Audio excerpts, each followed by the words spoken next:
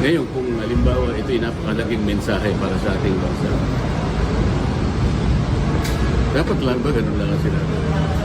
Ito ang pinakamalaking pagnanakawan sa ating kamangbayan. Hindi ba higit doon ang dapat na inaasahan nating lahat? Lalo na kayo sa media, kayo po ang ginagamit ng ating mamamayan para malaman nila ang nagaganap. Ano ibig sabihin ng SONA? Pagtalakay sa kabuuang kalagayan ng ating bansa. Sinala kay Martin Romualdez. Ilan ang tumestigo kayo nakakaalam? Ano ba ang date ng complaint affidavit na unang ibinigay kay Martin Romualdez? Abril 2026 pa ang date nun. Yung ibinigay na complaint affidavit sa amin, May 15. Sa mga tweet, nauna ng isang buwan yun sa kanya.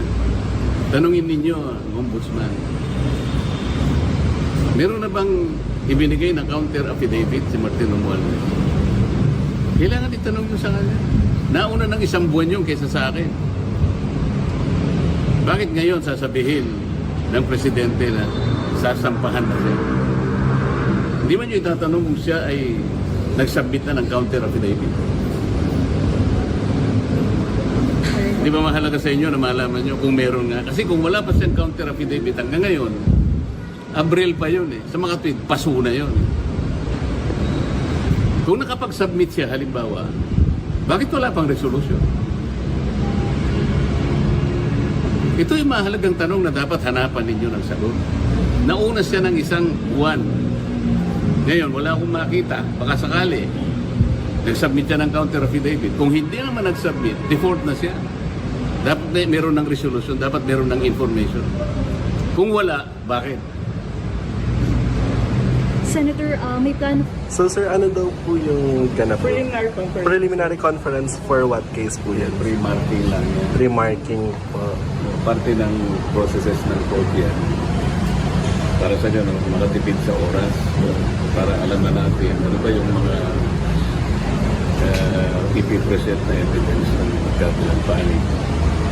Sir, bakit po required po yung attendance po ng mga accused for this pre-marking? Kasi usually po, hindi na po nire-require. Ano po ba ang kaibahan dito? Actually, hindi naman kami require kasi nung huling hearing, sinabi na narinig namin, pre-marking lang naman ito. The accused are not even required to be present, except kung gusto nila voluntarily. Kaya nga ako, alam ko pre-marking ngayon, hindi naman kami kailangan pumunta. Itong tatlo, nandun na sa... Parang sila, na-require. Pagkatapos pinalikan ako, sabi ko, nakita nyo naman, nandiyan lang kami. Hindi man kami tatanungin. So sana nakatipid tayo ng gasolina. Hindi ako nalulungkot na kalagayan namin ay ganito. Kung makikita nyo yung suit namin, nakalagay PDL, alam na ninyo ibig sabihin doon. People deprived of liberty. Persons deprived of Persons deprived of liberty. Siyempre malungkot, di ba? Hindi naman normal yung nangyari sa amin. Ako bilang isang senador na maraming gagampanan na tungkulin. Ang dami kong gustong ibulgar. Alam niyo naman na ayaw kong iwanan yung flood control scandal. At meron pang impeachment trial na nagaganap. So hindi nyo maaalis sa akin na maisip ko talaga na itong nangyari sa akin, lalo na was politically motivated. Ang katwiran ay dalawang bagay para hindi ko na gampanan ang tungkulin ko para malaman ng taong bayan kung sino ba talaga. Mag-file ng motion para maka-attend po sa impeachment proceedings. Meron akong final na manifestation sa Senado. Doon ay inilahat ko ang katwirang na likal kung bakit kailangang humanap ang Senado ng kaukulang pamamaraan para si Senator Jinggoy at ako ay makapag-participate sa nagaganap na impeachment trial. Senator, how Ang aking confident pagkakakulong dito ay hindi nangangahulugan na hindi na ako senador. Ang pagkakakulong ko dito, hindi nangangahulugan na nabawasan na yung number ng 24 na senador ng ating bansa. Nananatili yun. At kahit kailan, hindi yun ma-alter. Pwede lang palitan yung 24 kapag may namatay, kapag may nag-resign, o napatunayan na hindi niya na kayang tukdin ang kanyang tungkulin. Maliban sa tatlo na yon, wala na. So nananatiling bilang ng Senado, 24. Manifestation. Wala pang akong na-receive na sinususpindi ako eh. Mangyayari itong kautusan na to sa Senado, hindi sa Korte. Kasi senador ako eh. So dapat, bilang tulong nyo na sa amin, i-follow up ninyo yung manifestation. Sapagkat alam ko, ite-take up ng Senado yon at ng impeachment court. If ever po i-take up ito, Senator, bale, ang measure po ba na gagawin parang via video conference? Nasa sa kanila yon, sapagkat sinight ko lahat ang mga legal basis kung paano katungkulan ng Senado na humanap sila ng paraan para kami, kahit sa ganitong kalagayan, makasali kami sa isang ongoing impeachment process. Senator, Okay. may we know what date po na-submit tong manifestation na to? Ha? What Anong date date? po na-submit yung manifestation niya? Ano bang araw? Ngayon? Tuesday. Tuesday. Hindi ko, 4 or 5 days ago. Right po. Mga around last... Kayo nakakall. Sige po. Hanapin ninyo para naman magkaroon tayo ng balita ano na ang aksyon na ginawa ng aking mga kasama sa Senado. Sa SONA po kahapon ng ating Pangulo. What is your take po? May mga magaganda ba natin dapat i-celebrate? Or dapat ba tayo mas malungkot? Or dapat wait and see? Ano po ang inyong naramdaman po nung pagkatapos nyo narinig po ang ating Pangulo? Sa akin kasi, I will be very straightforward and frank. Medyo mas nalungkot ako sa narinig ko sa SONA or na-witness ko sa SONA kahapon ng Pilipinas. And I can justify that as well. Go Why? ahead po, oo. Oo. Unang-una, kasi ako, if you understand governance to a greater extent and if you understand what you call, planning. Kasi lahat naman maliit, malaki, gobyerno o hindi, nagkakaroon ka ng strategic planning, di ba? Tapos may target goal ang isang organization or especially as a country. So every administration may tinatawag kang flagship programs at may planning. Ano ang gusto mong ma-achieve at the end of your term as president? So ang observation ko kasi sa Marcos administration, from first SONA niya until kahapon na SONA, parang disjointed ba? Walang disconnected ang lahat ng SONA niya from first to the ngayon yung kahapon. Kasi you know what? When you say government, ang ano kasi dyan is kung ano yung sinabi mo sa first SONA mo at second SONA mo, third SONA mo, fourth SONA mo, and up to the fifth or the sixth SONA. Dapat kasi ang SONA mo magbi-build ka. Every SONA kasi, you present the achievement of your administration based on the previous SONA at ano yung na-achieve. And from there, you will follow through at what else can be done specifically dun sa mga hindi pa na-achieve based on the achievement ng isang administrasyon. But what is happening in the SONA or even in the administration of Marcos Jr. ay walang ganoon. Hindi sila nag-build dun sa supposedly previous achievement nila, which is even a questionable kung mayroon nga ba. So ang nangyari sa kanya kahapon, parang may mga listahan na naman siya ng mga bago niyang promises na gagawin niya within the last 2 years of his administration without even saying kung magagawa niya yan kasi wala na siyang oras actually dahil kung titignan mo talaga ngayon, 2026, July, next week is August. You have what? Less than 1 year or at roughly 1 year. And a half. Kasi pagdating ng 2027, that is already electioneering. So lahat ng politician mo and even him will be very busy with the 2020 national election. Even him.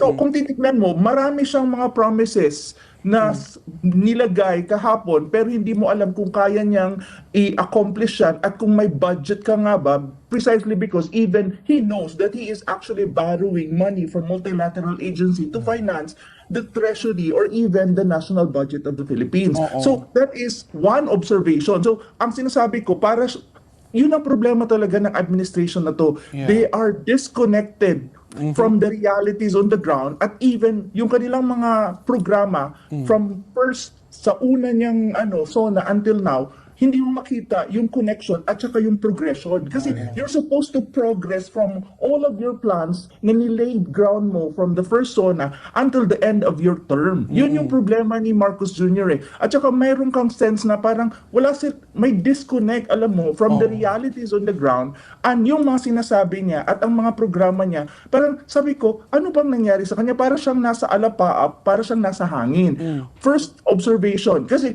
in government and in governance, there are 4 very important sector na dapat makikita mo talaga ang achievement at ano pa ang gagawin para mag-improve. First is the economy. The economy. Medyo hindi ko naintindihan kung talagang mayroon siyang, kasi alam mo, ang ekonomiya, ang sinasabi niya, the economy is getting better and functioning very well.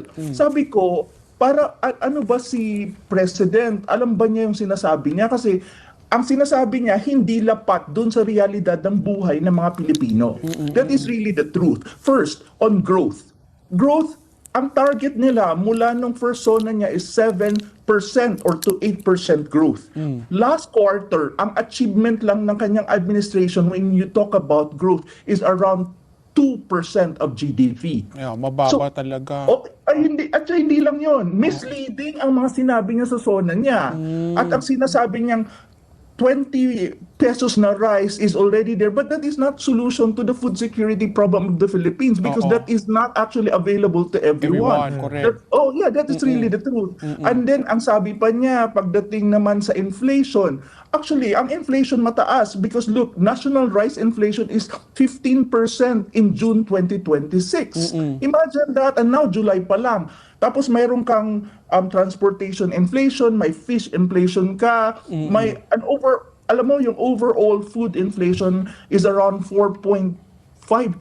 Yeah. So, at paano mo nasabi that the economy is actually, how do you call that? The economy Better. is actually better.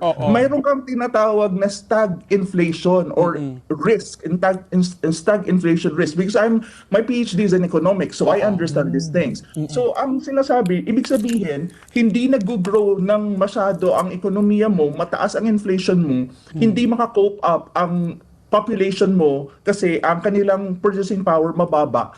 At the same time, yung tinatawag niyang tax relief, actually, in a way, it's a good thing, pero it does not really help. Kasi ang tax, ngayon naman kasi, kung titignan mo ang taxation ng Pilipinas, may mga relief na. And even the lower population ng in terms of economic status, meron naman talaga, marami dyan ang hindi nagbabayad. Kasi ang solution, hindi naman to lower, especially the exemption ng tax, is actually to generate more jobs. Kasi ang employment sa Pilipinas mataas. So if you really look at how he described what you call the economy, actually medyo may sabi niya, we're not liars. But to a certain extent, in that aspect of his SONA, medyo misleading ang mga sinabi ng Pangulo. Yun ang sabi ko, bakit ganon?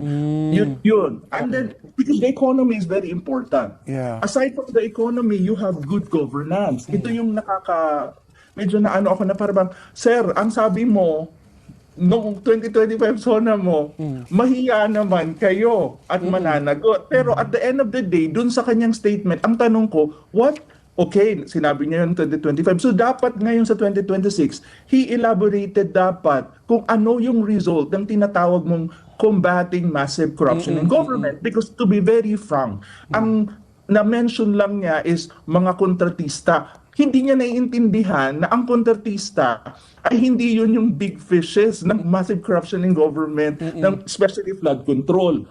May malalaking isda dyan na hindi actually nabibigyan ng kaukulang investigation ng kanyang administration. Tapos nagkaroon siya ng political grandstanding saying na I am the president of the people, not of my family.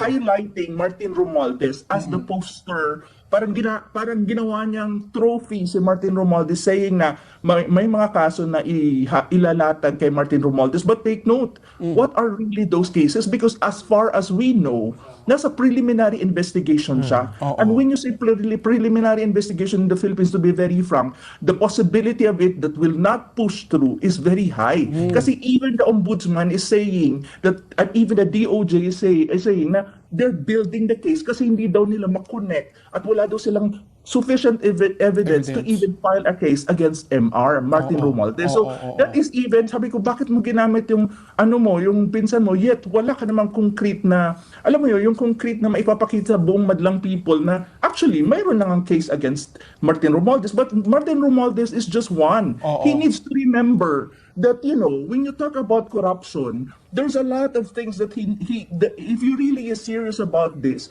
one thing that he needs to understand, ang corruption sa Pilipinas does not operate in a political vacuum. Mayroon siyang proseso, kung i-analyze mo siya, una, ang budget enacted by an administration dominated by Congress. In a way, the president there's such a thing as command responsibility. He even had to acknowledge that. Second, ang appropriation mo is signed by the president into a law. So, kung accountability ang pag-uusapan mo, accountable siya din.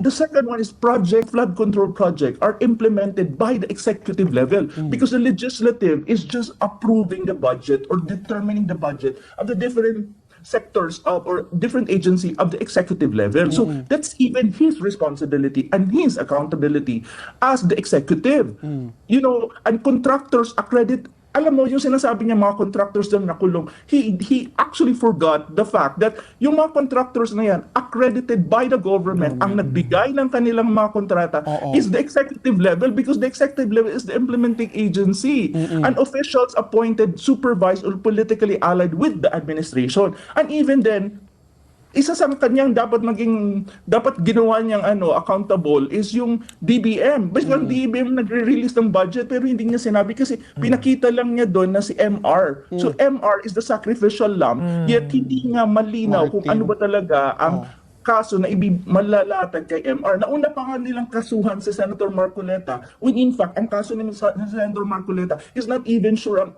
ombudsman kung tama nga ba ang kaso na nilatag nila kay Senator Marcoleta, and yet Marcoleta is already in prison. So ito yung sabi ko, ano ba ang nangyari kay President Marcos? Nakalapat ba siya sa lupa at sa ground situation and even in his administration when you talk about good governance? Kasi ang good governance, very important na binabantayan niya ng mga tinatawag ng investors sa Pilipinas.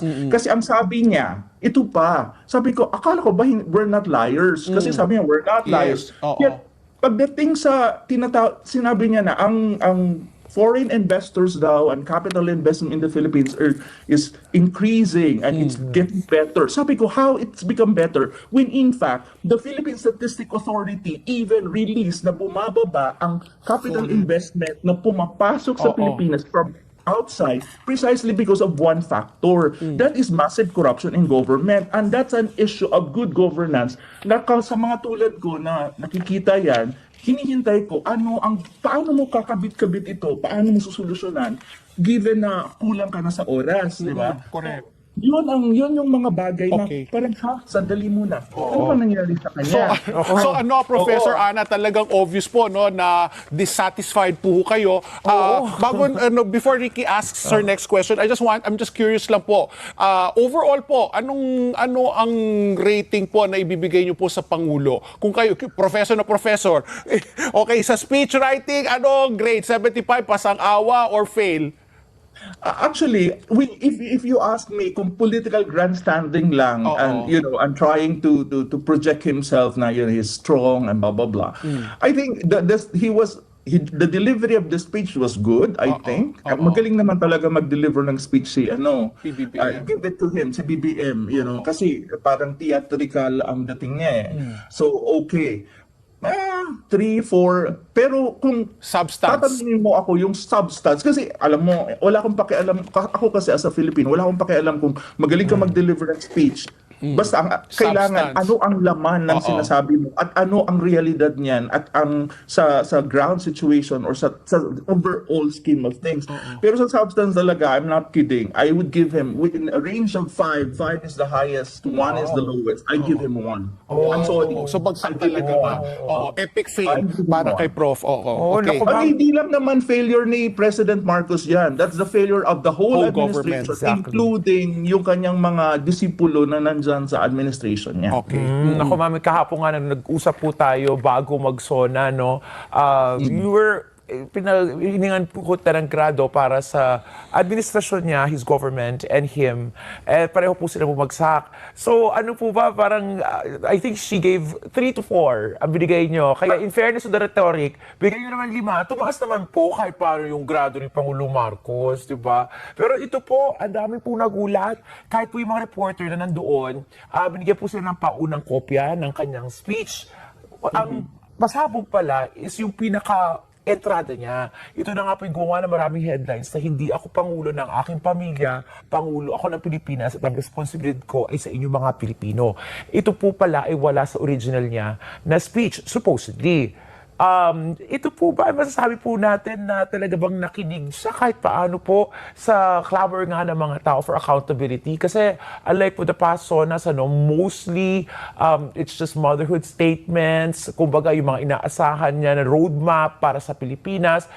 O ito po ba ay parang, kung sabi nyo nga kanina, parang hindi siya naging accomplishment report, parang at the end of the day, parang ang nabasa ko po, Prof, sa inyong mga analysis kanina, he seems to be lacking a grand strategy for the next 2 years. So, would you say the whole speech yesterday was sort of a crisis management speech? The speech, ang political rhetoric, ganito kasi ang basa ko dyan, from a political point of view, kasi ang background ko rin is political science. So I understand these things, and I'm not new to politics in the Philippines. My God, ano na ako, 40 plus na, for God's sake.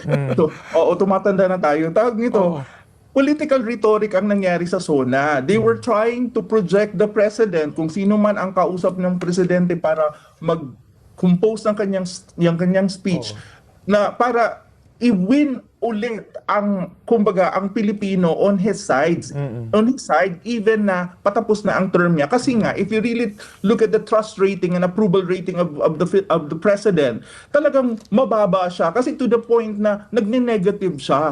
Nagne-negative siya, even net. That's even the net. And if you break down sa kanyang trust rating sa iba't ibang panig ng Pilipinas, especially, at saka even the classes like A, B, C, D, mababa talaga. Umaabot siya ng negative. So I think what they're trying to do, the Malacanang people, is trying to come up with a speech na may political rhetoric, trying to put him, parang maging strong siya at sabihin na, I am the president of the Filipino and not of my family. Para lang ma-convince ang mga Pilipino na he's serious, especially when you talk about massive corruption in government. Precisely because of the fact na ang alleged involved sa corruption, massive corruption in government, the so-called allegedly big fishes in this corruption is not even other people.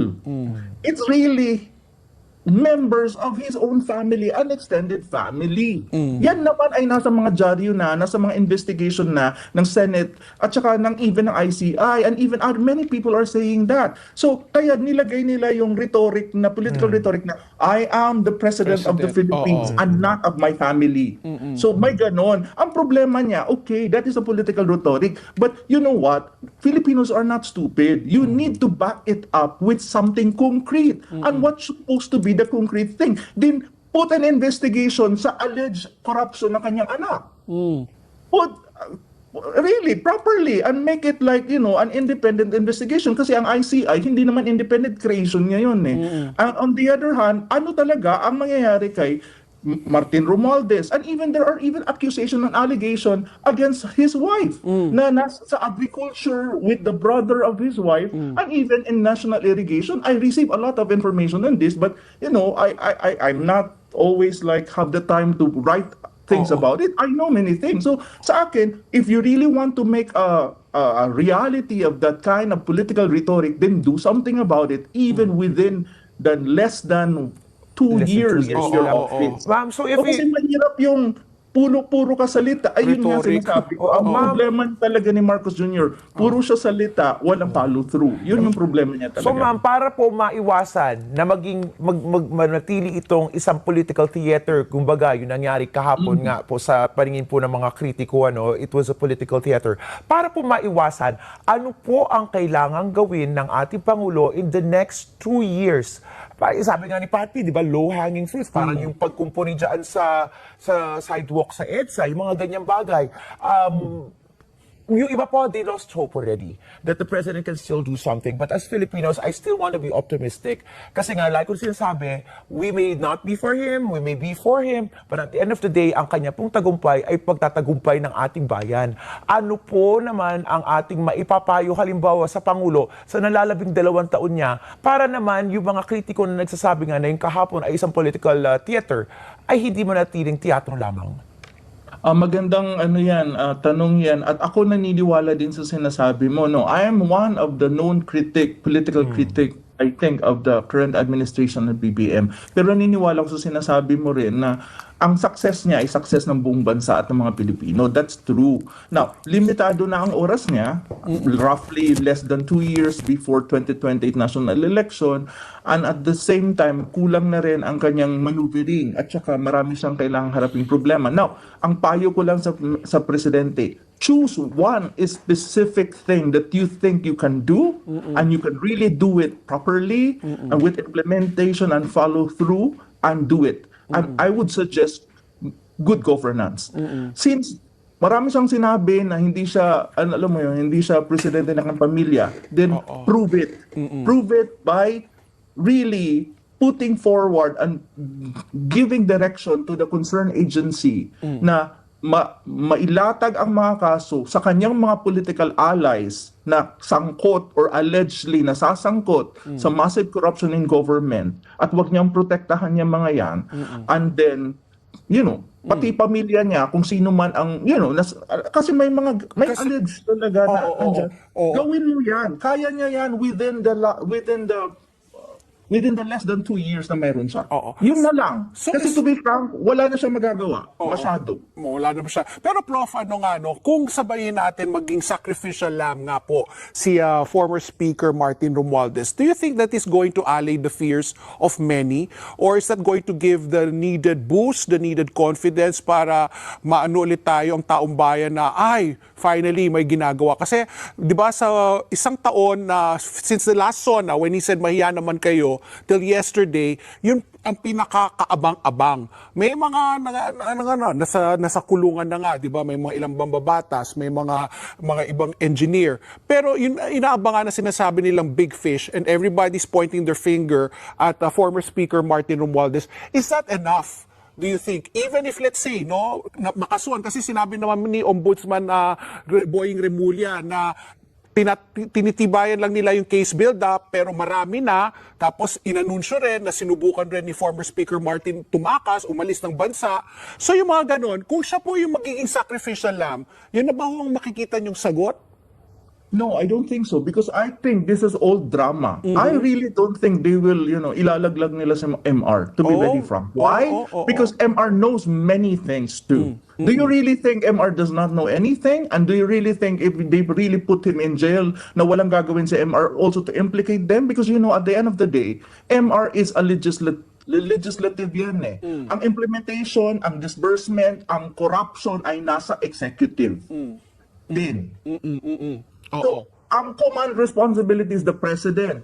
Ang kanyang anak na si Sandro ay nasa Congress. Do you really think the former speaker walang alam at walang hawak din na ebidensya? So magkakaleche-leche sila. And do you really think Marcos Jr., Lisa, and the rest hindi alam ito kung anong consequences ng gagawin nila? I really don't believe anymore in this administration when you talk about these things. Kanina inask mo ako kung ano pa ang pwede niyang gawin para lang convince ang To redeem himself. To redeem himself, one thing. Step down because really there's no credibility anymore in his administration. Now, if he doesn't want to hindi siya talaga mag-step down. Alam naman natin yan. Then do something really, make a sacrifice na, Kung gusto niya, may political will naman siya, di gawin niya ang dapat niyang gawin. Pa-investigate niya.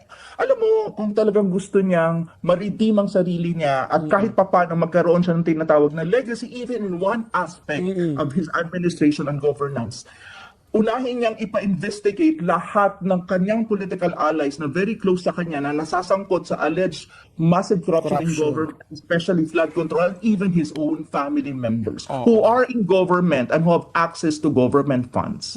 That is what I can say. Now, if he can do that with his political will and his power, then probably he will have something good before he ends his term. Because good governance and massive corruption in government is one of the very glaring problema ng kanyang administrasyon. Kahit anong sabihin niya na blah, blah, blah, blah, blah, gagawin niya lahat. At the end of the day, everything happened in his administration. He is the president. He has command responsibility. He has access to everything, even intelligence. So dapat alam niya yon. At dapat magawa niya yon within the 2 years na mayroon siya. So he has to do something drastic, no, to redeem himself. But Yes. of course ako, the skeptic in me, I doubt, no, na syempre kakasuhan niya yung asawa niya o anak niya. Akala nga Of natin, no, yung speaker na pinsan nga niya, pero kayo rin po, no, kayo po ay nagdududa rin na ilalaglag niya talaga yung kanyang pinsan. Although he said, di ba, I'm not the president of my family or of my friends, and he said nga may case build up na. Pero ako, kung ako rin si former speaker Martin Romualdez, just the humiliation and the shame, di ba, that all fingers are pointing at you. It was his house. Oh. Diba? The house, he Do was you formerly really think- Speaker of the House. Bahay niya. Pat and Ricky, mayroon lang ako tanong sa inyong dalawa kasi you're also, you know politics in the Philippines. Do you really think the former speaker can do all these things without any Oo nga kind naman. of Oo. Talagang, support oo. or Oo. Kumbaga, Diba? he cannot do it alone. It is not, you need a village. You need a House of Congress. Saka sinabi po niya, Everyone, di ba? even the executive side. Kasi pera yung pinag-uusapan natin. may pera disbursement Oo. plan eh. Pero yun na nga yung nakakalungkot, Prof. Kasi parang naging systemic na talaga. Parang talagang automatic na may commission. Sabi ko nga kay, I don't know who I said this too many times. I said, I don't mind you get a commission, di ba? Sa SOP na nila yan. Sa SOP. But, manage your greed nga. Not naman to the point na 25%, 40%, or 50% even. Maybe, if it's already nakatuck in there, yung 5%, sabihin natin, 5%, to be divided. Diba? O 1% for the Senate, 1% for the Congress, 1% for the LGU, 1% for the executive. Then it's manageable because you can tuck it in. I think most countries are doing that. Diba? 3% to 5% Ako margin. 5%. kumbaga. Ako 5% tama na kasi billions ang pinag-uusapan natin eh. But once you really go overboard and go over 20%, ay talagang na yun, sukdulan na yun ng sakim ka na talaga. Nakasakiman. Greed nga daw, sabi nila. Kumakain daw sa manage it. sistema natin ngayon. Yes. So because it's ghost systemic eh. projects. Yes, Oo, that's yun the na. worst. Oo. Diba? Never Ghost mind if there's really a project and Oo. you just priced it, diba? But for you also to undercut it, for you also substandard, and then a lot of people will perish, that's already really a crime and a sin already. To me, Hindi na siya personally. acceptable. Oo, no? hindi na acceptable. But yun na nga, you put a percentage there, okay, di ba? Sige, na everybody happy. So Pero, treat it like a business na kaya lang. treat it like a business and you also be, kumbaga, you be transparent. Na okay, ito yung project cost, 110 million. Pero yung 10 million, sabihin natin, kasi po ito, kailangan yung lagyan or whatever, di ba, nakatak in na Sa tingin doon. mo ilalagay. No. What I'm saying is, di ba, it's not, but at least alam na natin. Pragmatic approach. The pragmatic approach based on reality. Yeah, Kasi reality. ganyan sa Pilipinas yan eh. Oo, pero yun na nga kasi naging swapang ng paswapang eh. Sumobra. Sumobra. Naririnig ko siya. na yan po dati. Nung panahon pa siguro ni Marcos Sr., meron na talaga yan. Pero hindi ganyang kalalaki ng mga Hindi porsyento. kanyang kalala. Oo. Kasi, alam mo, Pat Enrique, during his father's time, to be very honest, may corruption din. Maraming Yes. accusation kay FM. Ferdinand Oo. Sr. o kay FM. However, if you really look at his father, infrastructure, the golden age of infrastructure started with his father. Oo. Until now, makikita mo yung mga infrastructure project, San Juanico Bridge, that's FM. Oo. And even yung marami na hanggang ngayon, nakatayo pa rin at nagagamit ng Pilipinas. But the worst thing in this administration, wala siyang flagship infrastructure project na makikita niyang kanya. Some of it are from previous administration ni Oo, Duterte. carry over. Namana Oo, na lang. oo, Over carry lang. And over. at the same time, well, maraming ghost project at hindi ko and even now because of this massive corruption in government, actually right now, ang problema naman, walang infrastructure project na itinatayo ang gobyerno at Takot. walang nangyayari. Yun yung problema na kailangan mo naman ng infrastructure kasi kailangan natin Trabaho. ng bagong bridges, trabaho and all that. At saka, you really need infrastructure if you want to develop your country, especially bridges, Correct. ang mga road and Oo. farm-to-market roads and all that. Ngayon naman, yan ang problema. Wala namang nangyayaring ganon. So, malaki, maraming I was talking to one Chinese steel company owner Oo. just 2 days ago. Sabi niya, nag-stop na daw sila ng operation sa Pilipinas sa pagsusupply ng steel kasi daw wala naman silang kinikita kasi wala naman daw infrastructure Infrastruktura. project sa public na sector and Oo. even the private sector. So, pababa daw yung Negosyo. business negosyo when you talk about infrastructure. Kaya umalis sila sa Pilipinas at hindi na daw muna sila magbi-business sa Pilipinas. Dati nang umiingay at naririnig natin at nagpapahapyaw si Ombudsman Ombudsman Remulla kay Romualdez. Ilang beses na sinabi yan.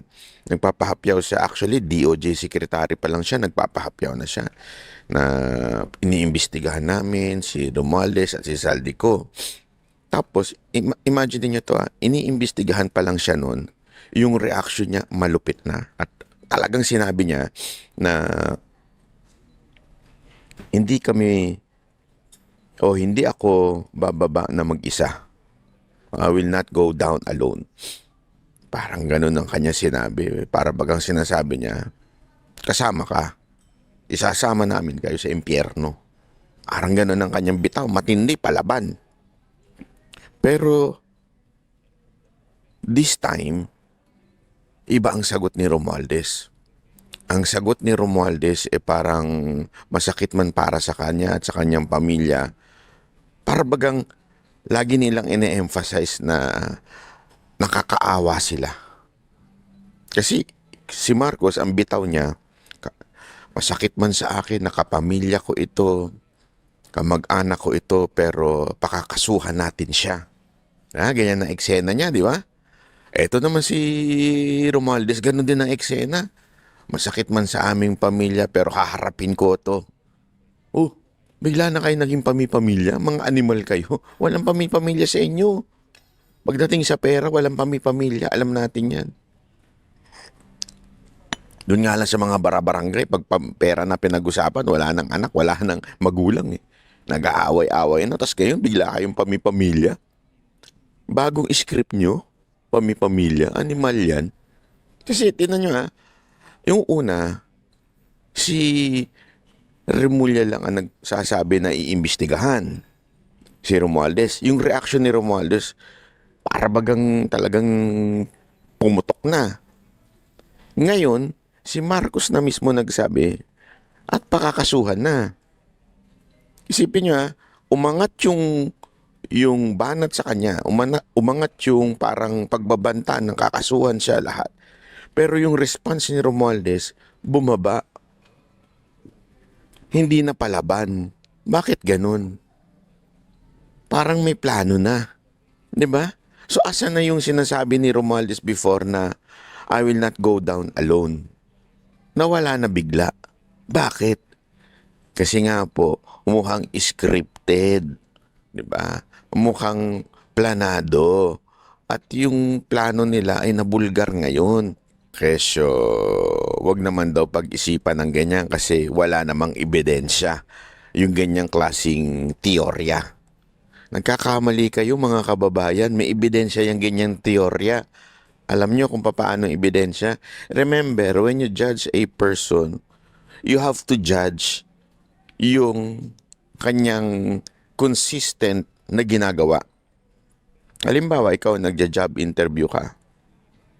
Ako kasi ginagawa ko yan nung ako po, hanggang ngayon pala naman, nagpapasok na mga membro sa aking grupo, sa Mocha Girls. Tinitingnan ko yung consistency ng kanyang mga sagot, consistency ng kanyang ginagawa. At higit sa lahat, pinakatinitingnan ko yung background niya. Diba? Ano ba yung mga ginawa mo? Alam mo, unang-una kong tinatanong nun, Saang grupo ka galing? Siyempre, usually pagka girl group, galing yan sa ibang grupo eh. Siyempre, saan ka sumasayaw? Kung sumasayaw sila sa mga dance group o kaya sa girl group. Tapos, unang tanong ko kagad is, bakit ka umalis doon at bakit ka lumipat sa amin? Yan. Diyan, nagkakaabistuhan na. Diba? Diyan ko nalalaman. Ang hindi niya alam, bago pa mag-audition itong tao na ito, natatanong ko na kung saan galing itong tao na to at kakausapin ko na yung manager nung dati niyang grupo. So alam ko na kung bakit ka umalis o tinanggal. Tapos iba-match ko ngayon doon sa sasabihin niya na sagot sa akin. Kung consistent ba. Kung hindi consistent doon sa sinasabi niya sa akin at sinasabi ng manager na pinanggalingan niya, aba, may konti tayong problema. Kailangan nating alamin kung ano talaga ang tunay na nangyari. So, tatanong natin yung mga kagrupo. Aalamin natin kung totoo ba yung paratang nung talent na yun doon sa kanyang manager. Malalaman natin ngayon kung ano talaga yung ugali bago natin ito tanggapin. Kasi hindi naman pwedeng tanggap tayo ng tanggap eh. So, eto na nga. At pag-usapan, anong nangyari nga? Kaya sinasabi ko sa inyo, tignan natin kung ano yung background ng mga quote-unquote pinakasuhan ni Marcos. Anong background? Di ba? Kailangan natin malaman. Halimbawa, yung pinakamataas na pinakasuhan niya sa kanyang gabinete, yung secretary ng DPWH, pinakasuhan. Nagpiesta lahat ng tao. Tingnan nyo na, meron ng big fish. Pinakasuhan. Pero bigla-bigla, naging state witness. Yeah? Sabihin, ligtas. Safety. Hindi nga nakulong eh. Nasa ospital lang eh. Hindi ko nakulong yun. Nasa ospital lang. Tapos naging state witness na. Di ba? O, eto ngayon. Maaari bang maging state witness si Romualdez? Hindi kasi sino pa ba tataas sa kanya? Walang iba kundi ang presidente. So, maaari ang gagawin nila, kakasuhan, pero mahina yung ikakaso, tapos mapapalaya siya, tapos sa last sona, tandaan nyo may isa pang sona bago bumaba sa pwesto si Marcos, may isa pa. Doon sa last sona, malamang ipagyayabang na nakasuhan. Di ba? Nakasuhan na, para buo yung kwento. Nakasuhan na, yun nga lang, mahina yung kaso kaya na it's either before or after the last sona ay sasabihin acquitted si Romualdez. Tapos na yung sona eh. Wala na. Di ba? Sabihin wala na siyang i-report, wala na siyang pananagutan sa tao nun, time na yun. Oo, alam nyo yung pagdating dun sa election sa 2020, tanggap na po nila yan. Walang political strategies na magsasabi sa kanilang, uy, may pag-asa pa kayo. Negative ka na, anong pababa? Tapos yung binabanatan mo, pataas ng pataas. Walang magsasabing matinong political strategies ay hindi sila binobola na may pag-asa pa yung kandidato nila. Sigurado kung lahat yan sinasabi na nila na wala ka ng pag-asa, survival na lang. Ang tangi mong pag-asa, mag-survive ka na lang hanggang kaduluduluhan ng termino mo. Wala nang iba. Yun na lang ang kanila, makapag-survive at saka alam nyo na. So, ayun na nga po. So, yun ang sa tingin ko ang plano ng administrasyon na to. Tsaka, yung mga reaction, pansinin nyo, nagtataka nga ako eh. Yung mga dilawan ako nakikita, yung reaction nila, parang paniwalang-paniwala sila kay Marcos.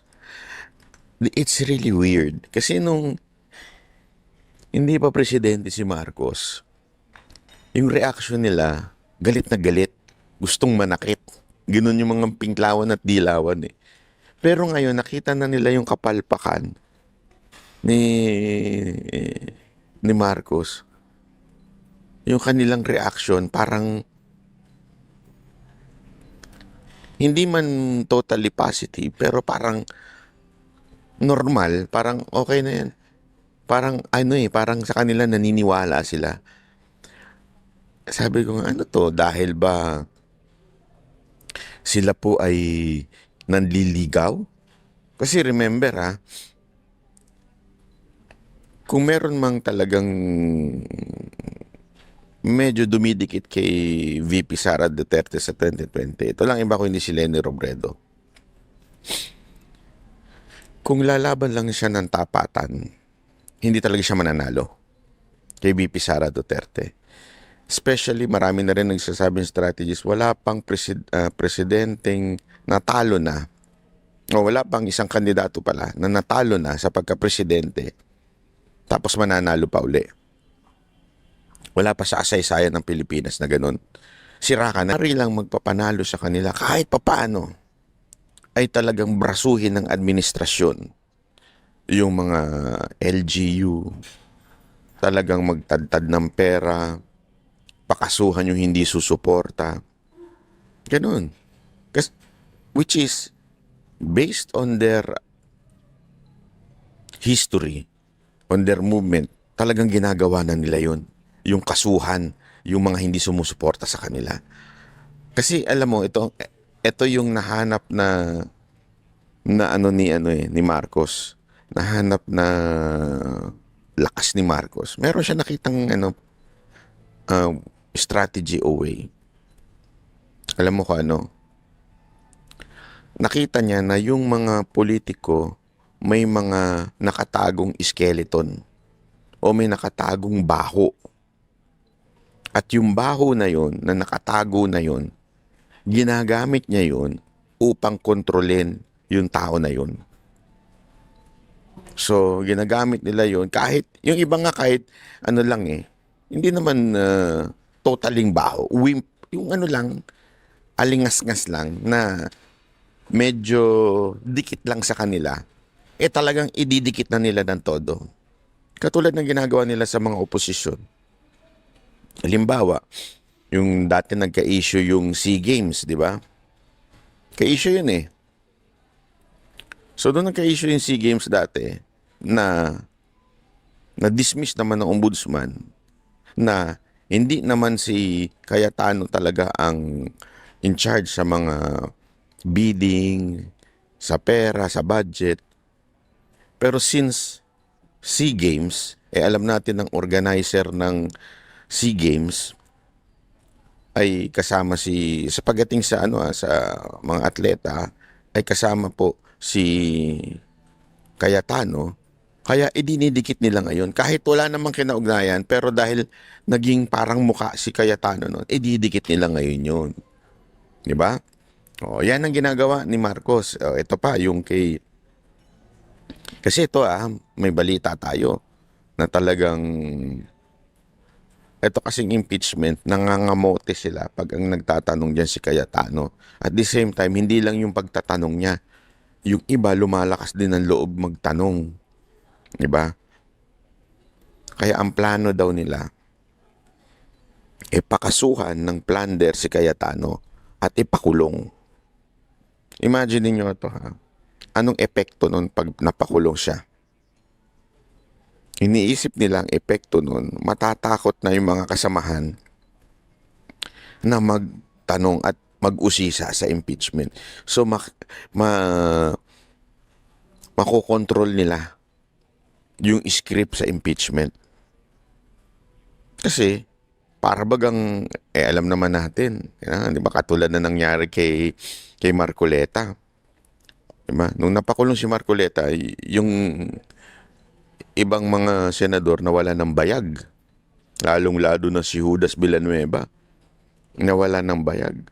Ibig sabihin, ganun yung epekto sa ibang mga senador. Although buti na lang din at matapang po si Nasa ombudsman na ang mga isinumiting ebidensya ni Senador Ping Lacson kaugnay ng mga questionable umanong infrastructure project sa Taguig.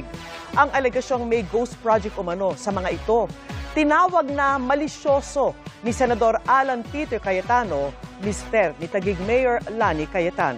Isinumiti na raw ni Senador Ping Lacson at kanyang team sa Office of the Ombudsman ang mga ebidensyang kanilang nakalap tungkol sa umano'y mga questionabling infrastructure projects sa Taguig City na baluarte ni Senate Minority Leader Senator Alan Peter Cayetano. Naniniwala si Lacson na sapat na ang mga ebidensya para magsampa ng mga kasong plunder, malversation at paglabag sa anti-graft law laban sa mga responsable.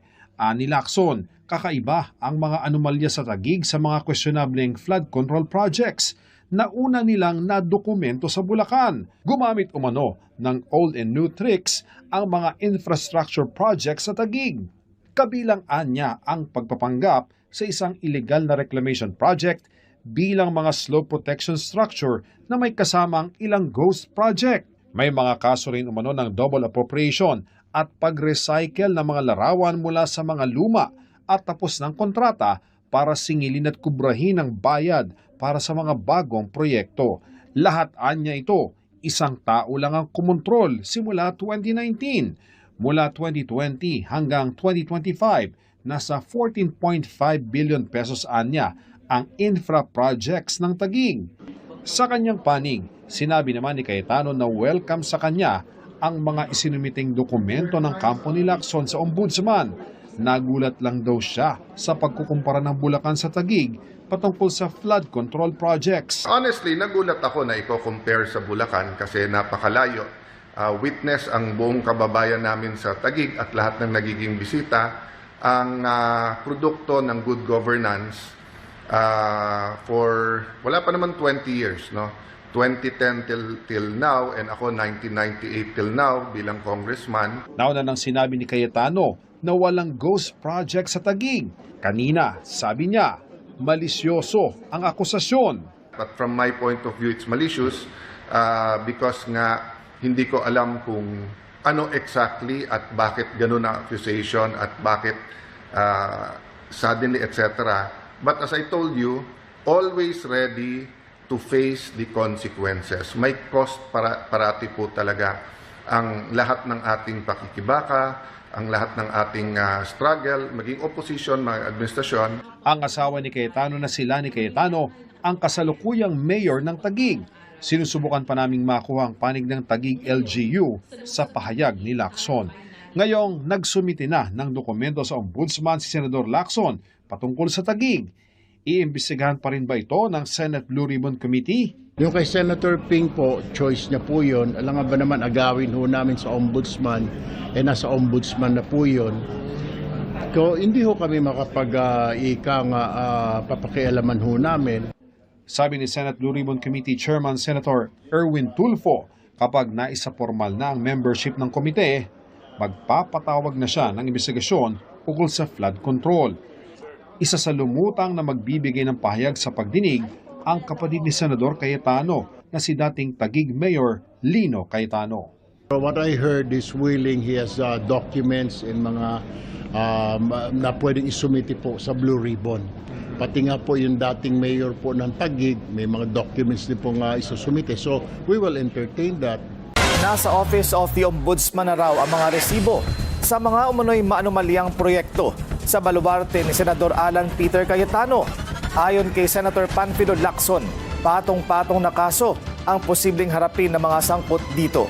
Isinumiti na ni Senator Panfilo Lacson sa Office of the Ombudsman ang mga nakalap niyang ebidensya kaugnay ng mga umano'y questionabling infra projects sa Taguig City. Sa kanyang post sa X, sinabi niyang ang mga ebidensyang nakalap ay mula sa mga government website at ilan sa mga pinagkakatiwalaan niyang source. Nasisipat daw niya ang mga posibleng kaso ng plunder, malversation at paglabag sa Anti-Graft and Corrupt Practices Act o RA number 3019. Welcome naman para kay Senate Minority Leader Alan Peter Cayetano ang hakbang na ginawa ni Senator Lacson. Ang ikinagulat lang daw niya ay nang ikumpara ang Taguig sa nangyari sa Bulacan. I welcome that because in the same manner that I tell everyone that kailangan ng accountability, same din naman. Ang sabi ko lang naman, sa tamang venue, tamang panahon. Honestly, nagulat ako na i-compare sa Bulacan kasi napakalayo. Witness ang buong kababayan namin sa Taguig at lahat ng nagiging bisita ang produkto ng good governance for wala pa naman 20 years, no? 2010 till now, and ako 1998 till now bilang congressman. Pagtitiyak ni Cayetano, hindi siya papaapekto sa hakbang ni Lacson dahil kailangang tumutok sa trabaho. At isa rito ang pagiging Senator Judge sa impeachment trial ni VP Sara. Umaasa siya na lalabas din ang katotohanan sa dulo kaugnay ng mga akusasyon sa kanya, kaugnay ng flood control scandal. Samantala, iginagalang daw ni Senador Erwin Tulfo ang desisyon ni Senador Lacson na idiretso na sa ombudsman ang mga ebidensya sa mga umano'y maanumalyang proyekto sa Taguig. Ang panawagan ngayon ng chairman ng Blue Ribbon Committee, isumite sa Senado ang iba pang resibo sa mga questionableng proyekto ng gobyerno. Hindi rin daw siya makikialam sa investigasyon ng ombudsman sa kasong isinusulong ni Lacson. Senating siguro, baka nagmamadali siya, kaya gusto niyang diretsuhin na po sa ombudsman. Pero ito pa kiusap po, kung meron po kayo nalalaman na government officials po nasabit po, not only sa flood control, pati mga infrastructure projects po, mga government agencies, pwede ho ninyo i-report po sa amin and we're open. Pero tuloy-tuloy po, kung meron pong may mga other officials pa po nasabit po dyan, willing po kami at imbestigahan ho natin. Hindi po nakaligtas kina Senator Rodante Marcoleta ang hindi pagbanggit ng Pangulong Ferdinand Marcos Jr.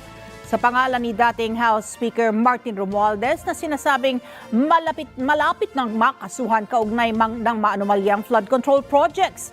Git ni Senator Marcoleta, maraming former speaker, habang nagtataka naman si dating Congressman Mike Defensor kung bakit pawang maliliit na isda lamang kasama nila sa piitan at wala ang mga tauhan ni dating DPWH Secretary Manuel Bonoan at iba pa. Pinuna ni Senador Rodante Marcoleta ang pahayag ng Pangulo sa kanyang State of the Nation Address o SONA kahapon. Yan ay nang mabanggit ng Pangulo na malapit ng mapakasuhan ng dating speaker. Sabi ni Marcoleta, marami naman daw dating speaker. Bakit hindi raw pinangalanan ng Pangulo? Dapat ba yung malapit ng sampahan, hindi man lang binanggit ang pangalan kung sino yung former speaker? Maraming former speakers. So, yun ba ang inaasahan ninyo? Flood control, ayon kay Marcoleta, dapat raw higit sa pahayag ng Pangulo ang inaasahan ng taong bayan. Maging si dating Congressman Mike Defensor may reaksyon sa SONA ni PBBM. Inaasahan ng taong bayan dun sa SONA, higit sa lahat yung korupsyon, ano yung pananagutan. Kasi yung lahat ng krisis, paghirap, lahat ng mga ginagawa natin, bunga ng korupsyon na nakita natin. Ang mga nakakulong, si Senator Bong Revilla, si Senator Jinggoy, kasi hindi sumama sa mayorya, tapos si Senator Dante Marcoleta, dahil nga dun sa patuloy niyang pagtulak na ilabas yung katotohanan tungkol sa flood control scandal. Ngayon, yun lang ang mga nakakulong. Yung mga nakakulong pang iba, nakasama namin, puro mga maliliit na kawani. Patama ni Defensor, bakit daw ang kasama nila sa piitan ay ang mga maliliit na isda? Bakit daw wala mga tauhan ni dating DPWH Secretary Manuel Bonoan na ngayon raw ay ginawa pang ang mga testigo? Hinahanap ng tao, nasan si Manny Bonoan? Nasan si Pangandaman? Nasan si Bersamin? Lucas Bersamin, Adrian Bersamin, Reggie Pulaybar. Walang nakukulong. Tapos si Martin Romualdez, investigasyon pa rin. Mag-iisang... Dagdag naman ni Marcoleta, dapat raw tanungin ng ombudsman kung may counter affidavit na ba si dating House Speaker Martin Romualdez. Wala pang tugon ang kampo ni dating Speaker, pero sa pahayag sinabi ng Office of the Ombudsman na may order na raw mula sa kanila na pinasasagot si Romualdez at iba pa sa pamamagitan ng kanilang kontrasalaysay. Merong 15 araw si Romualdez at mga correspondent nito para sagutin ang mga paratang sa kanila bago ihain sa Sandigan Bayan ang kaso. Di ba mahalaga sa inyo na malaman nyo kung meron nga? Kasi kung wala pa siyang counter affidavit hanggang ngayon, Abril pa yun Sa mga tweet, paso na yun. Wala pang pahayag ang ombudsman sa tanong na kung nakapagpasa na ba ng counter affidavit ang dating speaker. Samantala, sinabi naman ni Senator Rodante Marcoleta na nagpasa na siya ng manifestation sa Senado para payagan siya at si Senator Jinggoy Estrada na makadalo sa impeachment proceedings laban kay VP Sara Duterte. Wala pang pahayag ang Senado ukol dito. agad na narinig ng taong bayan ang matapang na panimulang talumpati ni Pangulong Ferdinand R. Marcos Jr. sa kanyang sona na malapit ng kasuhan si dating House Speaker Martin Romualdez kaugnay ng anomalya sa flood control projects. Dito iginiit ng Malacanang na malinaw ang mensahe ng Pangulo na walang selective justice sa kanyang administrasyon. Dumating na tayo sa punto na ayon sa Ombudsman ay malapit na ang paghain ng patong-patong na kaso labang sa dating Speaker. Masakit man sa akin ito, ngunit kailangan nating gawin ang tama. Bungad pa lang ng ikalimang State of the Nation address ni Pangulong Ferdinand R. Marcos Jr., pinangalanan niya ang kanyang pinsan at dating House Speaker Martin Romualdez na malapit ng sampahan ng patong-patong na kaso ng Ombudsman kaugnay ng maanumalyang mga proyekto kontra baha. Gaya ng aking ipinangako sa inyo, nagsagawa tayo ng malawakan at malalimang investigasyon na walang pagkikiling kahit kanino man. Masusi nating sinuri at sinundan kung saan tayo itinuro ng ebidensya. Lahat ng kailangang gawin ay ginawa natin upang matuntun ang punot dulo. Hindi lamang kadugo pero taga-suporta ni Pangulong Marcos si Romualdez sa politika. 3 taon siyang namuno bilang House Speaker at ngayon sinasabing sentro umano ng bilyones na kickback sa flood control scam. Hindi ako pangulo ng aking pamilya. Hindi ako pangulo ng aking kaibigan.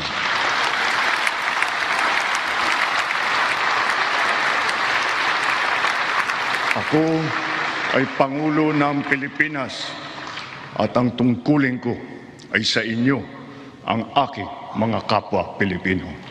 Naawa raw si dating Senate President Coco Pimentel kay dating House Speaker Martin Romualdez matapos siyang maging bunot sa sona ni PBBM. Approve naman sa kanya ang pagtutok ng Pangulo sa mga usaping may direktang epekto sa mga Pilipino. Innocent until proven guilty si dating House Speaker Martin Romualdez. Ito ang giit ni former Senate President Coco Pimentel kasunod ng sona ni PBBM. Nabanggit kasi ng Pangulo ang nakaambang kaso laban sa kanyang pinsan na sangkot umano sa flood control scandal. Hindi dahil sa nabanggit siya sa sona guilty na siya. So kailangan i-prove ng gobyerno ang kaso nila laban sa kanya. Sinabi rin ni Pimentel sa On Point ng Bilyonaryo News Channel na nalungkot at naawa siya kay Romualdez. Dahil ng charges laban sa iyo. Pinuri naman ni Pimentel ang anyay detalyadong sona ni PBBM at kung gugustuhin daw ng Kongreso, kayang matupad agad sa susunod na buwan ang utos niyang alisin na ang systems loss charge sa kuryente. The IPIRA should be comprehensively reviewed.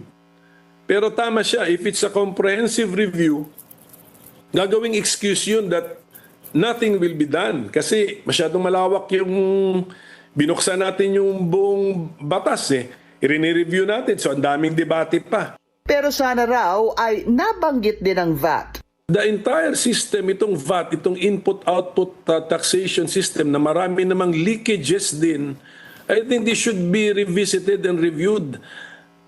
Pababain na natin yung VAT, percentage ng VAT para dahan-dahan na tayong aalis sa VAT. Sa gitna ng lumalalang tensyon sa West Philippine Sea, good ending din para kay Pimentel ang paninindigan ni PBBM kontra China. Pero may nakalimutan daw ang Pangulo, lalo't ika-10 anibersaryo ngayong taon ng Arbitral Award ng Pilipinas.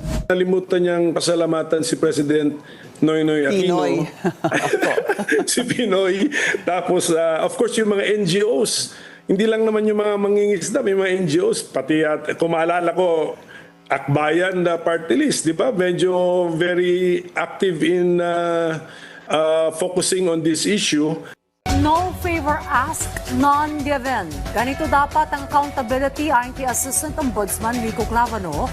Kasunod ito ng kumpirmasyong pinagsusumiti na ng counter affidavit si dating House Speaker Martin Romualdez at iba pang mga respondents kaugnay sa investigasyon ng flood control scam. Binigyang diin ni Pangulong Ferdinand R. Marcos Jr. sa kanyang ikalimang State of the Nation address na malapit nang maisampa ang mga kaso laban sa kanyang pinsan na si dating House Speaker Martin Romualdez kaugnay ng issue ng flood control projects. Anya, umabot na sa halos 25 bilyong pisong halaga ng pera at ari-arian ang nabawi at na-freeze mula sa mga akusado. Ayon kay Assistant Ombudsman Rico Clavano, ganito dapat ang accountability. Walang hinihinging pabor, walang ibinibigay na pabor. Ayon sa anti-graft body, pinahalaga nito ang mandato nito kasama na ang pagsunod sa ebidensya saan man ito patungo kabilang na ang malalapit sa Pangulo mismo. Dagdag ni Clavano, magpapatuloy ang Office of the Ombudsman sa tungkulin nito na may katatagan, katarungan at walang kinikilingan, walang takot at walang pinapaboran hanggat ito ay inaatas ng ebidensya at ng batas. Una nang sinabi ni Ombudsman Jesus Crispin Rimulya na malapit ng masampa ng kaso si Romualdez.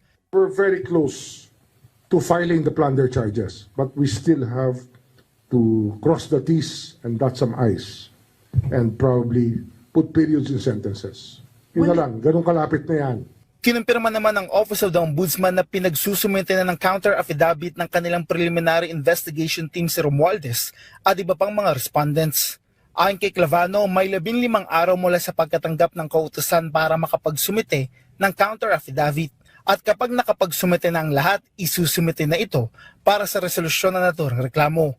Batay sa inihaing supplemental complaint ng Special Panel of Investigators ng Office of the Ombudsman, inireklamo sina Romualdez, dating ako Bicol Party List Representative Saldico at iba pa ng plunder, bribery, graft at money laundering.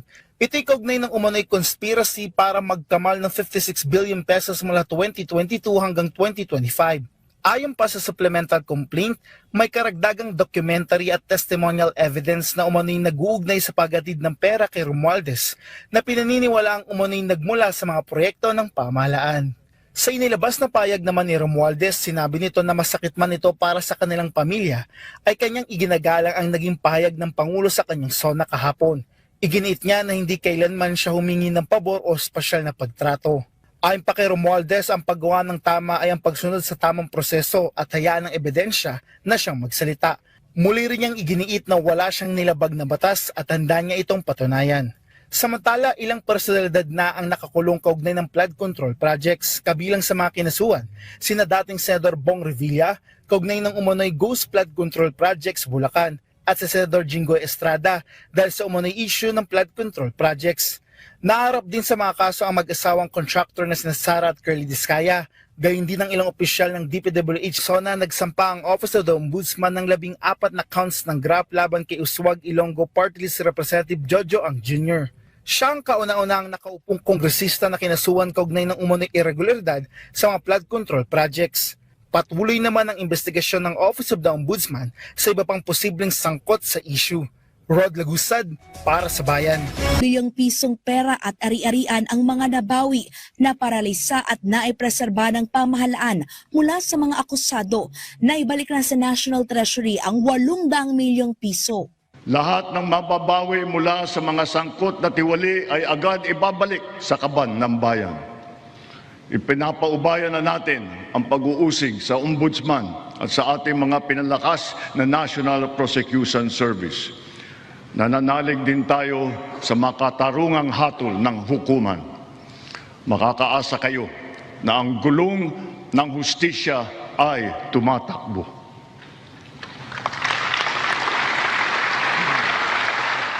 Sentro ng SONA ng Pangulo nakaraang taon ang pagbulgar at pagbusisi sa flood control scam. Kaya giit ni Senator Mig Zubiri. Sa opening 5 minutes pa lang, tumpak na. Ang gusto kong mapakinggan na magkakaroon talaga ng big fish na makakasama dito sa mga kaso dito sa flood control. Hindi naman ikinagulat ni Senator Erwin Tulfo ang pagbanggit ng Pangulo kay Congressman Romualdez. I've been hearing already na the President was disappointed last year pa lang na may nagsabi na sa kanya na itong mga leader ng both houses of Congress involved, etc. I was very disappointed, and then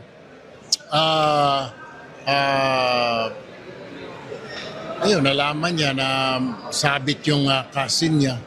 Pero he doesn't have choice kasi binuksan niya yung flood control. He could have just shut his mouth and did not talk about it. Pero gusto niyang tuldukan na siguro itong corruption kaya dito sa flood control. Tinawag ni DPWH Secretary Vince Dizon na pinakatapat ang naging sona ng Pangulo. I think ito yung isa sa mga pinaka-honest at pinaka-klarong sona at ang gustong mangyari lang ng Pangulo simple lang. Magtrabaho tayong lahat dahil ang daming hirap na dinaranas ng mga kababayan natin.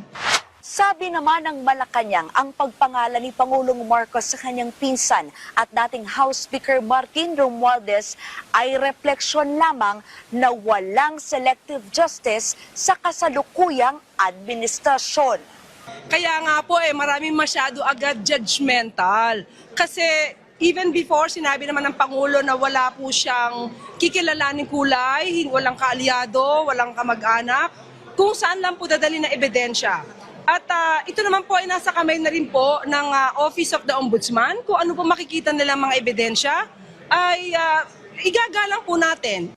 Sa harap naman ng paglaban sa katiwalian, patuloy ang pag-ahon ng gobyerno sa mga labis na tinamaan ng mahal na presyo ng gasolina na nagdulot ng pagsirit sa presyo ng bilihin, dulot ng gera sa gitnang silangan.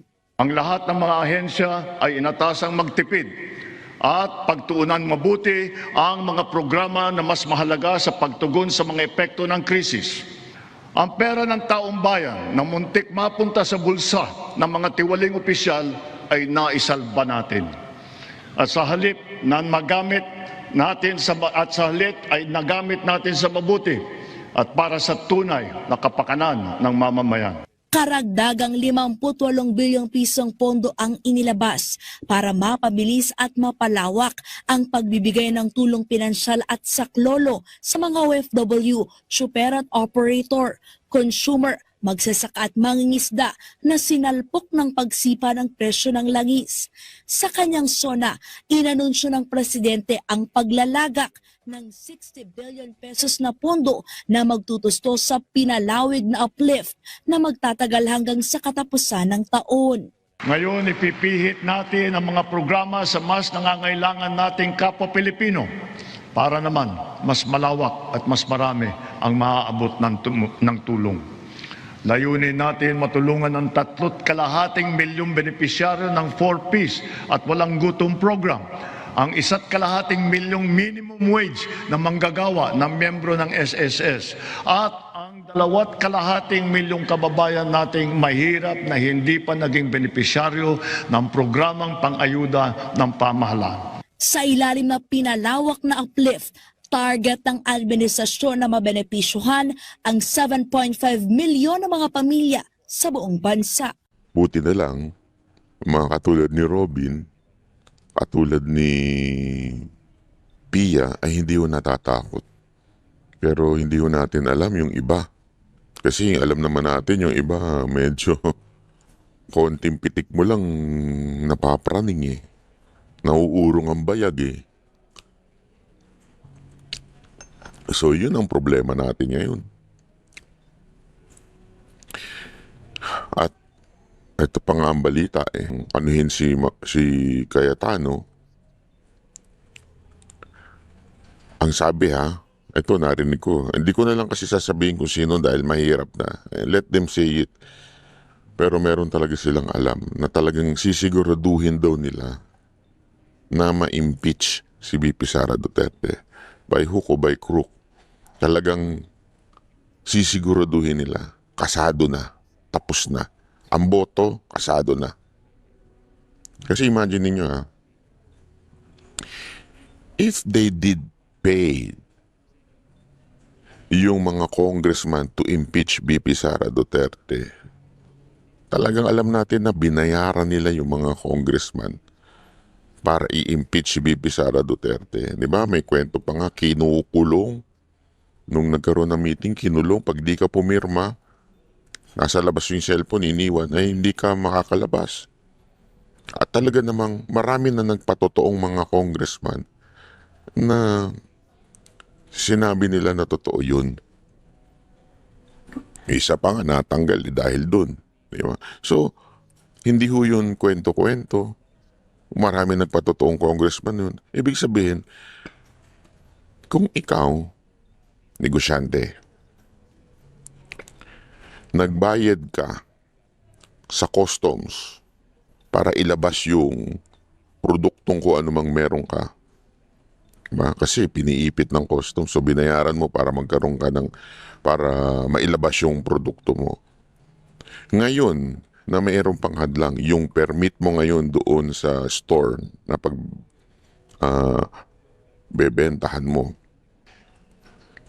Sa tingin mo ba, kung ako yung may-ari ng store na yun, na binayaran ko na yung customs, hindi ko babayaran yung mga mga papers, mga local government para maitayo yung aking tindahan? Babayaran ko, di ba? Binayaran ko nga yung customs eh. Kalaki-laki nun. Kasi mas malaki bayad dun kesa sa permit dito. Same analogy. Kung binayaran ko yung mga congressman para ma-impeach si BP Sara Duterte, sa tingin mo ba hindi babayaran yung mga senador para bumoto ng impeach o yes to impeach BP Sara? Logic says, alamang, sigurado. Dahil na ba't ako mag-aksaya ng, tandaan niyo ilang congressman yung binayaran nila doon, ha? Para makakuha ng 2/3 o tama, 2/3 ng boto para ma-impeach si BP Sara Duterte. Or majority, hindi ako sure sa Congress kung 2/3 o majority. Pero di hamak na mas maraming bilang nun kesa dito sa Senado na boboto ng to impeach BP Sara Duterte. Nakukuha nyo? So, tama yung kinuwento sa akin ng isa kong source dyan sa Senado. Sabi talagang bubuhos ang pera. Bubuhos ang pera at kaso pag hindi nagboto ng yes to impeach BP Sara Duterte. Anyway, ilan na lang naman yung kanilang bubunuin. Kaya ako, careful ako dun sa mga bilyar. Hindi, tayo sigurado tayo kay Robin, kay Cayetano, kay Pia, pero we're not sure kay Loren, kay Bongo. Although loyal talaga siya, pero tandaan nyo may ICC case siya. So pwedeng gamitin yon. Although ako sa tingin ko yung loyalty niya, alam may mga nagsasabi kasi di ba hindi nga magkasundo si Bongo tsaka si VP Sara Duterte. Sabi nila, pero ako hindi ko pagdududahan si Bongo. So ilan lang yung sigurado dyan? Bongo, Alan Cayetano, Pia Cayetano, Robin, Marcoleta siyempre, kaya lang wala na sa bilangan nga. Yung the rest, pwede pang gumanon yun. Ewan ko si Legarda, si Mark Villar, yung isa pang Villar. Di ba umaten pa nga ng SONA yung isa? So kung doon pa lang medyo lumalambot na, naku po, delicates to. Bantayan natin itong mga to. Baka mamaya biglang bumaluktot ito. Banat ba, bakit ba parang may trust issue kayo kay BBM sa kanyang mga sinasabi? Kasi siguro yan ang mga tanong ni iba dyan. Bakit ba tayong mga banateros may trust issue kay BBM? Alam niyo kung bakit? Kasi ilang beses na po siyang nagsinungaling. Ilang beses na po siyang nambudol. So, hindi mo na maiwasan na magduda ka. Kaya nga dapat extra effort siya sa pangbawi ng tiwala ng taong bayan. Di ba? Una-una, kita nyo na nga yung trust rating niya, sobrang bagsak. Bakit? Kasi walang naloloko siya. Bigyan ko kayo ng halimbawa. Doon pa lamang po sa sinabi niya na ayaw niya ma-impeach si VP Sara Duterte o wala siyang kamay doon sa impeachment. May naniwala, meron bang ebidensya, proof na wala talaga siyang kamay doon sa impeachment ni VP Sara Duterte? Alam po yan sa kasaysayan na hindi gagalaw ang Kamara, especially yung lower house, nang walang kumpas ng presidente. Doon talagang tinadtad ho si VP Sara Duterte. Hindi lamang po sa impeachment, maging sa hearing. So, hindi mo pwedeng sabihin wala siyang kamay doon sa impeachment na yun. Diba? Doon pa lang, nasira na ho ang tiwala ng taong bayan sa kanya. Pangalawa, we will not cooperate with ICC. We will not cooperate pero pinadala mo yung dating mahal na taong bayan na presidente. Abay, tarantado ka pala talaga. Isa ka pala talagang napakasinungaling. Isa ka talagang budul-budul man. Kaya nga BBM yung budul-budul man yan eh. So, anong ibig ko lang sabihin? Ganito kasi yan, simple, no, mga kababayan. Kayo, nahuli nyo na yung asawa ninyo o jowa ninyo na nagloko. Di ba ang hirap na magtiwala uli? Kasi sabi nga nila, ang trust, hindi ho yung CD, hindi ho yung condom. Ang tiwala, parang papel yan. Pag yan nagusot na, na-crumple na, yung papel o yung tiwala, kahit planchahin mo pa yan, hindi yan babalik sa dati niyang anyo. Magkakaroon pa rin yan ng mga marka-marka. Unless, i-recycle mo. Punitin mo, tas gawin mo ulit, di ba? Baka nga hindi mo may balik sa ganung kaganda eh. Ganun daw ang tiwala. Kaya nga sa mga mag-asawa, di ba? Pagka nakita nyo na yung asawa niyo, mapalalaki, mapababae na nagloko, nangalunya. Ang hirap na magtiwala. So anong dapat gawin nung nangalunya? Dapat po mag-extra effort siya. Doble effort para maibalikin niya yung tiwala. Tanong ko kayo, si Marcos ba ay nagdoble effort para mabalik yung tiwala ng taong bayan sa kanya? Walang lumalabas sa bibig ni Marcos na nangyayari. Lahat ng kanyang sinasabi ay pawang kabaligtaran ng kanyang ginagawa. Yun nga lang tinayuan ng kanyang administrasyon, yung kanyang kampanya na 20 pesos ang bigas. Di ba? Ano nangyari? 20 pesos na bigas, yung pala pangarap lang. At kung maglalabas man ng 20 pesos, kung saan lang siya pupunta at magpapapicture-picture. Kung akala mo naluloko mo yung taong bayan sa ganun mong klaseng estilo, nagagalit lang ng taong bayan. Kasi they feel na niloloko mo. Diba? Ginagago mo sila. So, hindi mo talaga masisisi ang taong bayan na pag sa SONA walang naniniwala. Dahil doon sa pambubudol mo na yun, talaga namang mabibwisit lalo ang taong bayan. Eto nga ang mga sinasabi niya. Tingnan nyo, halimbawa, yung sinabi niyang,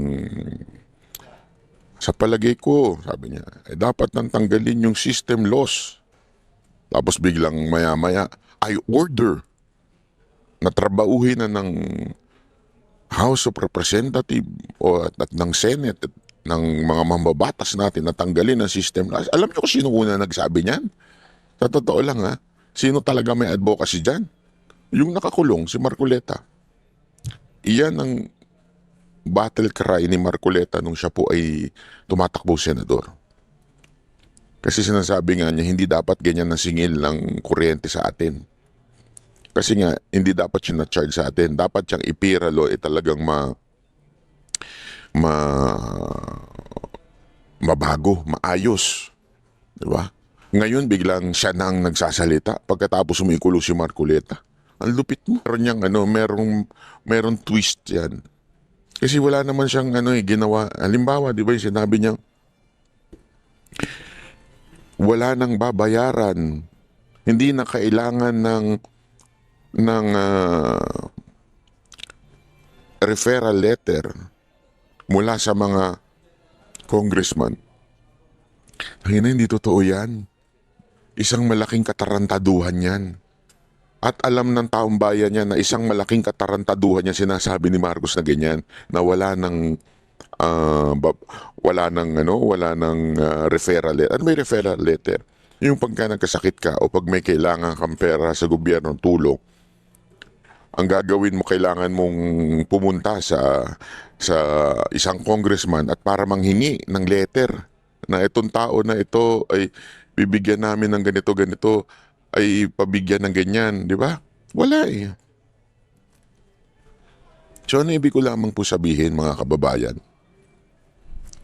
Yung mga ganong simpleng bagay na sana may babalik ang tiwala ng taong bayan sa kanya, tinatarantado mo pa.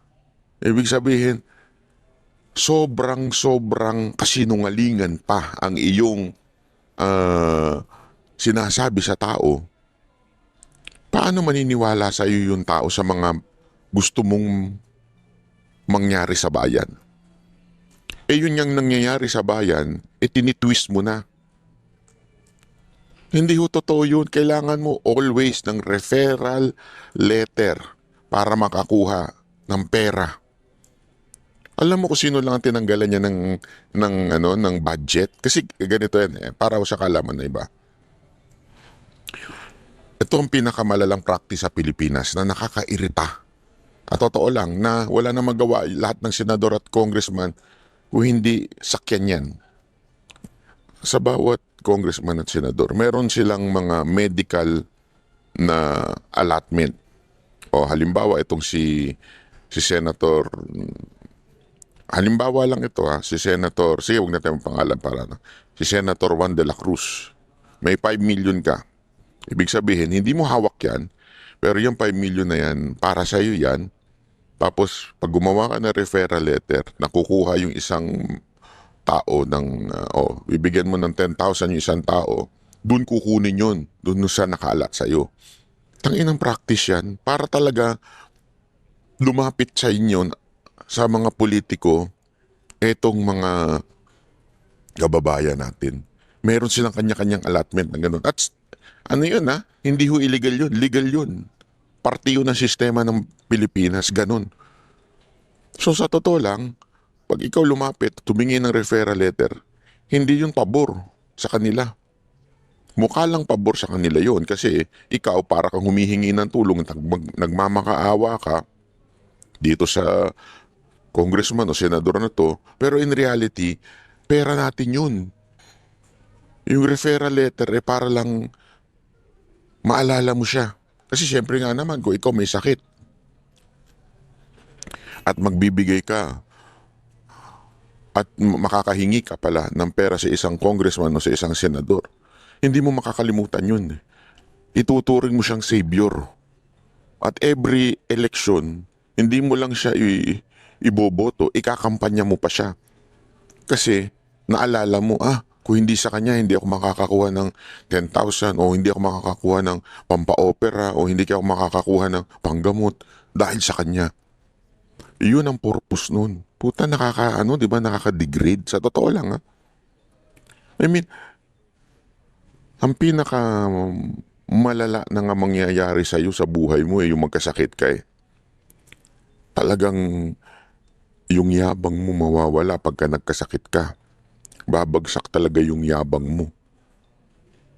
Tapos, kailangan mo pang magmakaawa sa isang senador o sa isang congressman para lang mapagamot mo yung iyong kamag-anak o mahal sa buhay. That is something na very degrading. Tapos sasabihin niya na hindi na daw kailangan ngayon. Paano kami maniniwala doon sa plano mo na tanggalin baguhin itong IPIRA law kung yung nangyayari ngayon ay sinisinungaling mo pa? Ngay-gets nyo? Hindi mo pa sinasabi yung totoo. Paano kami maniniwala? Napakagago, di ba? Ang dami pa po niyang mga sinabi na out of this world. Di ba, na mga bagay. Halimbawa na nga lang din yung racket.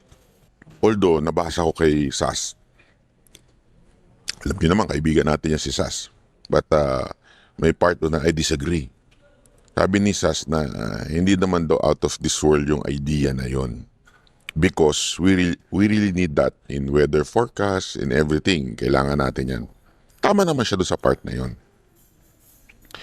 What we are saying na out of this world, yung kanyang thinking na ganyan, is the reality. Yes, we need that. Yes, we can do both at the same time. No question about it. Kasi parang sinasabi na dapat daw unahin muna yung ganito. Sinasabi ng iba. Pero sabi niya, hindi. Dapat pwede naman sabay yan eh. Sabay yung mga basic things and sabay yung sa racket. I totally agree with that. But the problem is this. I do not trust the person who will do it. Second, masyadong hindi akma sa timing. Yun ang sa akin Timing is everything. May mga bagay sa mundo na tamang gawin, magandang gawin, pero kung gagawin mo to sa maling panahon, mali ang resulta. Ngayon, hindi mo kayang gawin at pagsabayin dahil sa taong nakaupo. Siguro kung meron tayong mga talagang magagaling na leader, visionary leader, hands-on leader, pwede yan. Kaya nga, timing is everything eh. If you have a leader na katulad na kaya mag-hands-on, yan, pwede natin yan isabay ngayon. Pero yung mga katulad ni Marcos na hindi makapokus, katulad ni Marcos na alam naman natin, hindi niya mapigilan ng korupsyon, or maybe he is part of that corruption. That dream of racket is not,